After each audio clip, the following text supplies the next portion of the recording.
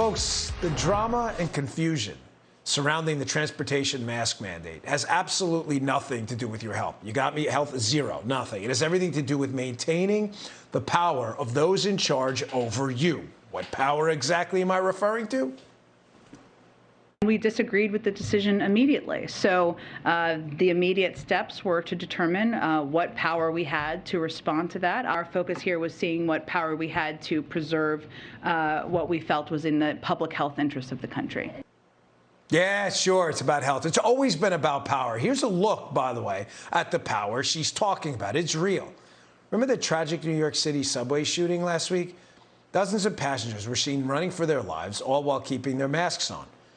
Jerry Baker of the Wall Street Journal put it best in this quote: "The politicians and bureaucrats who run almost all major cities, many states, and the federal executive branch seem to care more about preserving the symbol of their authority that mask mandates represent than about the actual physical safety of citizens."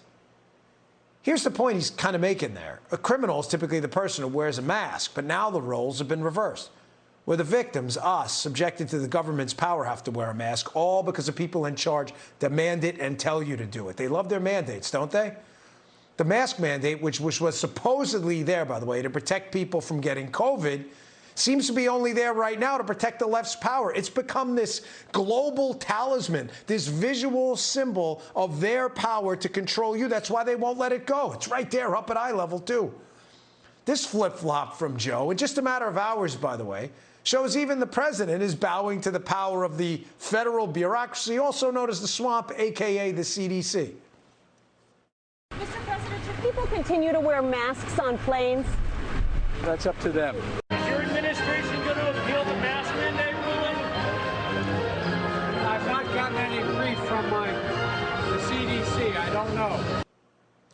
So what changed? Well, Biden knows he can't undermine the authority of the swampy CDC right now and keep his grip on power at the same time. It's all from the same well, you see? Then there's inflation. There's an obvious fix here, right, folks? Raise interest rates, stop borrowing and spending a lot of money we don't have. It's not complicated. My 10-year-old can figure it out. But no. You see, that would transfer power from the government back to individuals who get to keep their money.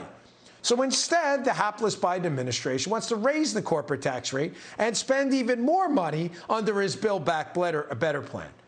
You see, it's all about keeping their power and keeping you away from it. Big government, small individuals. But what about immigration? You know, next month, the Biden administration is ending the COVID safety rules under Title 42. The border is one place Biden can use his authority to keep potentially infected people with COVID from entering the United States. But nope. He's going to do everything he can to keep his power over what you do instead. Now, do you understand why the left can't, under any circumstance, allow Elon Musk to control Twitter? Come on, I know you know this. Because they must control the flow of information to help them keep masks on everybody's faces. You know, this mandate is not about safety. It's about keeping their power over you. Shut up and don't ask questions.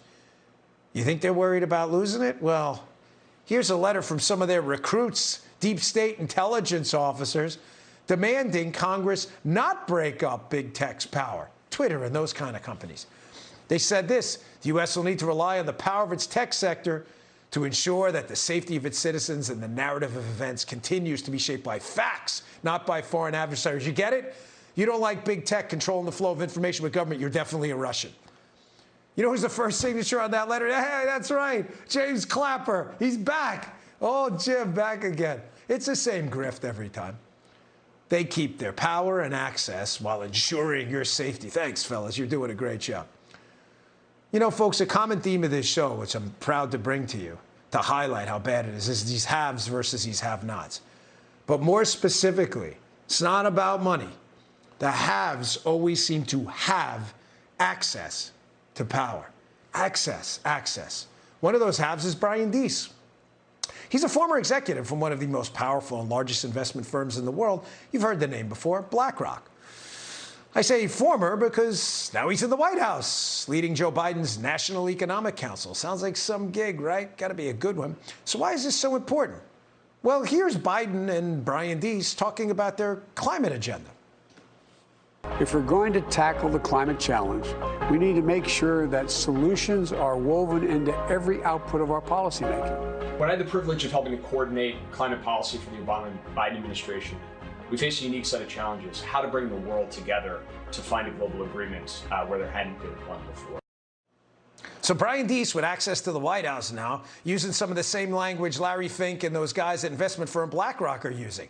Turns out BlackRock's billion-dollar investments into ESG, this environmental stuff, could also impact your wallet. Check out this headline. MasterCard to link all employee bonuses to ESG goals. Well, I bet you this is crazy. Take a guess, right? Who one of the major investors in MasterCard is? Yep, BlackRock. But that's not all. Guess what other company BlackRock holds major investments in? Would you be surprised if I told you Twitter? You probably wouldn't. Access, baby, access.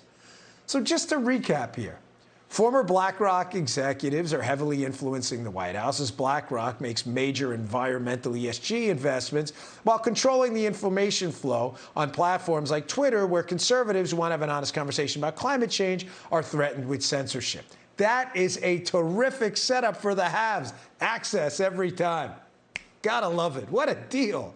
But to be clear, listen, we're not just singling out BlackRock. There's examples all over of politicians maintaining and benefiting off their power and access. I mean, why would the haves work to solve any problems? The hell does that do? When they can profit off the problems instead. You see, folks, the genie's out of the bottle, right? To get us to put the masks on and give them the power to demand we do it, Americans need to be afraid all the time. Fear is the coin of the realm on the left, and it always has been.